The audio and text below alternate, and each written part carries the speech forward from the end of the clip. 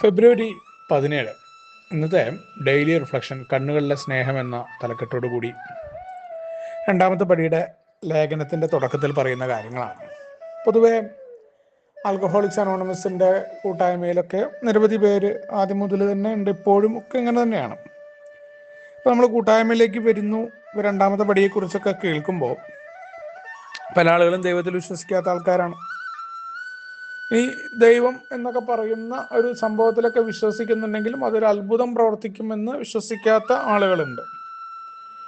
അപ്പോൾ ഇവിടെയാണ് നമ്മൾ എല്ലാ തരത്തിലും കുഴപ്പക്കാരാണ്, നമുക്ക് ഒറ്റയ്ക്ക് ചെയ്യാൻ പറ്റില്ല എന്നൊക്കെ നമ്മളോട് പറഞ്ഞു. ശക്തിഹീനത അംഗീകരിക്കണം എന്ന് പറഞ്ഞു.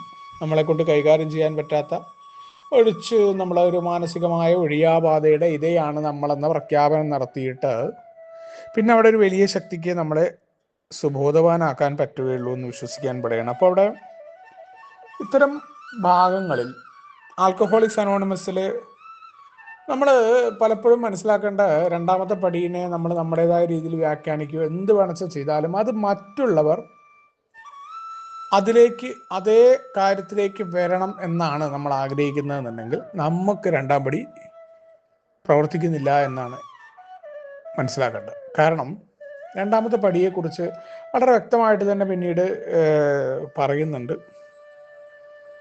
ആൽക്കഹോളിക്സ് അനോണിമസിൻ്റെ രണ്ടാമത്തെ പടി എങ്ങനെയാണ് പ്രവർത്തിക്കേണ്ടത് എന്നുള്ളത്, നമുക്ക് എങ്ങനെ മദ്യമില്ലാതെ നമുക്ക് മുന്നോട്ട് പോകണം.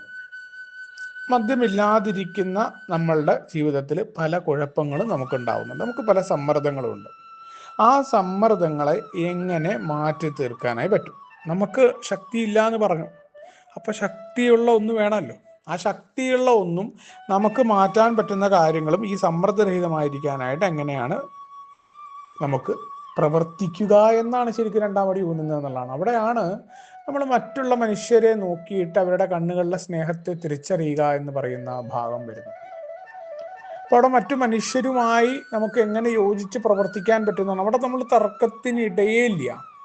ആകെ തർക്കം വരുന്നത് നമ്മൾ നമ്മുടെ രണ്ടാം പടി മറ്റുള്ളവരെ അംഗീകരിക്കണം, അല്ലെങ്കിൽ അതാണ് ശരി എന്ന രീതിയിൽ തർക്കിക്കുകയോ അല്ലെങ്കിൽ അത് സ്ഥാപിച്ചെടുക്കാനായി നമ്മൾ തെളിവുകൾ നിരത്തുകയോ ചെയ്യുമ്പോൾ നമ്മൾ തന്നെ സമ്മർദ്ദത്തിലായിരിക്കുന്നു. അതിന് നമ്മുടെ ആശയങ്ങളാണ് ശരിയെന്ന് പറയുന്ന നമ്മുടെ പഴയ ധാരണയിലേക്ക് നമ്മൾ വരുന്നു. ആത്മീയതയുടെ നമുക്ക് മനസ്സിലാവുന്നില്ല എന്നാണ് അവിടെ തന്നെ പ്രശ്നമാണ്. രണ്ടാമത്തെ പടി അല്ല, ഈ തർക്കത്തിന് യാതൊരു പ്രാധാന്യവും ഇല്ല. എപ്പോഴും ബില്ലിൻ്റെ ജീവിതത്തിൽ തന്നെ അദ്ദേഹത്തിൻ്റെ ആത്മീയ അനുഭവങ്ങളുടെ ഭാഗത്ത് പറയാം, അദ്ദേഹത്തിന് ആത്മീയ അനുഭവങ്ങൾ എന്തുണ്ടായി, അതെങ്ങനെയായി എന്നാൽ അതിനുശേഷം അദ്ദേഹം എങ്ങനെ പ്രവർത്തിച്ചു നോക്കിയാൽ മതി എന്ന് പറയാറുണ്ട് ചില പഴമക്കാർ. അത് തന്നെയാണ് പ്രധാനം. മദ്യപിക്കാതിരിക്കാനായിട്ട് തൻ്റെ ജീവിതത്തിൽ പുറത്തിയ ചെറിയ കാര്യങ്ങൾ. ആത്മീയതയൊക്കെ എത്രയാണ് വളരെ സിമ്പിളായിട്ട്. എന്താണ് ആത്മീയത എന്ന് ചോദിച്ചാൽ ആൽക്കഹോളിക്സ് അനോണിമസിൽ ഇങ്ങനെയാണ്: മദ്യത്തിലേക്ക് പോകാതെ എനിക്കും മറ്റുള്ളവർക്കും ഉപകാരപ്രദമായിട്ട്, ആർക്കും ഒരു ഉപദ്രവമില്ലാത്ത രീതിയിൽ ഈ സമൂഹത്തിൻ്റെ ഭാഗമായിട്ട് ഞാൻ എങ്ങനെ ജീവിച്ചു പോകണം, അതിന് ഞാൻ പുലർത്തുന്ന ചില തത്വങ്ങൾ. ഇത്രയേ ഉള്ളൂ ആത്മീയത.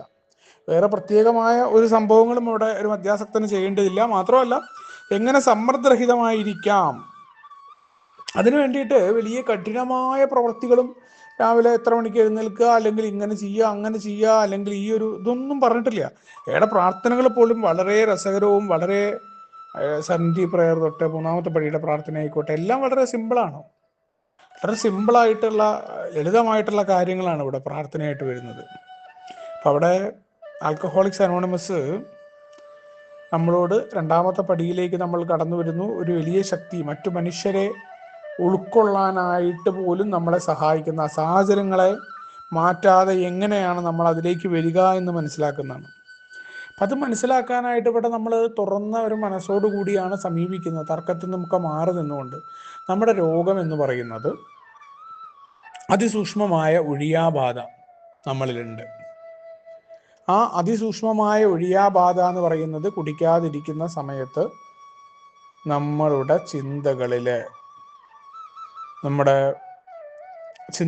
വാക്കുകൾ എന്ന് പറയുന്നത് വാക്കുകളാണ്. ഈ ചിന്തകളാണ് വാക്കുകളായിട്ട് പുറത്തേക്ക് വരുന്ന അവിടങ്ങളിൽ തൊട്ട് മറ്റു മനുഷ്യരെ നമ്മൾ കാണുന്ന കാഴ്ചപ്പാടുകൾ, എല്ലാം നമ്മുടെ ചിന്തകളിൽ മറ്റുള്ളവരിങ്ങനെ ആയിരിക്കും, അവരിങ്ങനെയാണ്, ഇതൊക്കെ നമ്മുടെ കാഴ്ചപ്പാടാണ്. അപ്പോൾ അവിടങ്ങളിൽ നമുക്കൊരു മാറ്റം വരുത്താൻ സഹായിക്കുന്നതാണ് എന്ന് പറയും.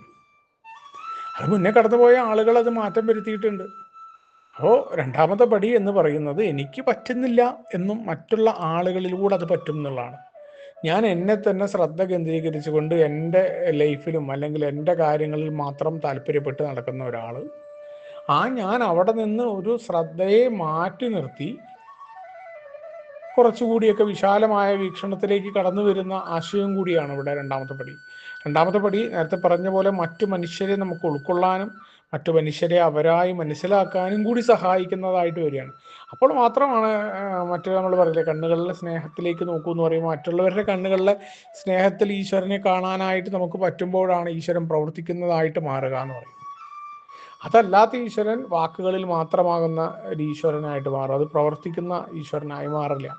അപ്പം അത്തരത്തിലേക്ക് നമ്മൾ മറ്റു മനുഷ്യരിലേക്കൊക്കെ ഗുണങ്ങളും അവരുടെ കണ്ണുകളിലെ ആ സ്നേഹവും അതിലൂടെ ഈശ്വരനെയൊക്കെ കാണാനായിട്ട് ശ്രമിക്കുമ്പോൾ കുറേ കൂടിയൊക്കെ പഴയ കാഴ്ചപ്പാടിൽ നിന്ന് നമ്മളിൽ മാത്രം ഊന്നി ജീവിക്കുന്നവരിൽ നിന്ന് മാറിക്കൊണ്ട് മറ്റുള്ള മനുഷ്യരെ പരിഗണിക്കാനും അവരെ കേൾക്കാനും അവരുമായിട്ട് ആശയങ്ങൾ എടുക്കാനും അവരിൽ നിന്ന് കുറേ കാര്യങ്ങൾ പഠിച്ചിട്ട് അത് നമ്മുടെ ജീവിതത്തിലേക്ക് പകർത്താനും തയ്യാറാവുന്നുണ്ടോ എന്നുള്ള ചോദ്യമാണ്. അവിടെയാണ് രണ്ടാമത്തെ പടി പ്രവർത്തിക്കുന്നതാണ്.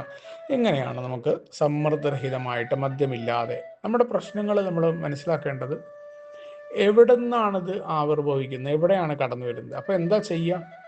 എനിക്ക് കൈകാര്യം ചെയ്യാൻ പറ്റുന്നില്ല എന്നറിയുമ്പോൾ ആ വലിയ ശക്തി പ്രവർത്തിക്കേണ്ടത് കേവലം പ്രാർത്ഥന നടത്തിയത് കൊണ്ട് മാത്രമല്ല, ആ പ്രാർത്ഥന പ്രവർത്തിച്ചു വരുന്നത് പോലും മറ്റൊരാളുമായിട്ട് അതിനെക്കുറിച്ച് ചർച്ച ചെയ്യുന്നു, നമുക്ക് എന്തായി തീരണമെന്ന കാര്യങ്ങൾ പറയുന്നു, നമുക്ക് ഉണ്ടാകേണ്ട മാറ്റങ്ങൾ പറയുന്നു, പിന്നീട് ആ മാറ്റത്തിന് വേണ്ടി പ്രവർത്തിക്കുകയാണ്. വേറെ ആളുമായിട്ട് സംസാരിക്കുമ്പോൾ ആ ടോപ്പിക്കിൽ നിന്ന് മാറി അടുത്ത ടോപ്പിക്ക് വരുന്നു. അപ്പോൾ നമ്മുടെ ദുർബലതകളൊക്കെ പറഞ്ഞ് അപ്പോൾ നമ്മുടെ ശ്രദ്ധ തീർച്ചയായിട്ടും നമ്മളിൽ നിന്ന് മാറ്റി മറ്റു പല കാര്യങ്ങളിലേക്കും മാറ്റാനുള്ള തയ്യാറെടുപ്പ് തന്നെയാണ് വലിയ ശക്തി മറ്റു മനുഷ്യരുടെ രൂപത്തിൽ നമ്മുടെ ഇടയിൽ പ്രവർത്തിക്കുകയും അപ്പോഴാണ് നമുക്ക് മറ്റു മനുഷ്യരുടെ കണ്ണുകളിലെ സ്നേഹത്തെ തിരിച്ചറിയാനും ആ സ്നേഹത്തെ നമ്മുടെ ജീവിതത്തിൻ്റെ ഭാഗമായിട്ട് മാറ്റി മറ്റുള്ളവരെ പരിഗണിച്ചുകൊണ്ട് നമുക്ക് നിൽക്കാനും പറ്റുമെന്ന കൃത്യമായ ഓർമ്മപ്പെടുത്തലോടുകൂടിയാണ് ഇന്നത്തെ ഡെയിലി റിഫ്രഷൻ നടന്നിരുന്നത്. നമുക്ക് ഒരുമിച്ചുകൊണ്ട് ഏവരും തത്വങ്ങളോട് മുന്നോട്ട് പോകാം. ശുഭദിനം, സുപ്രഭാതം.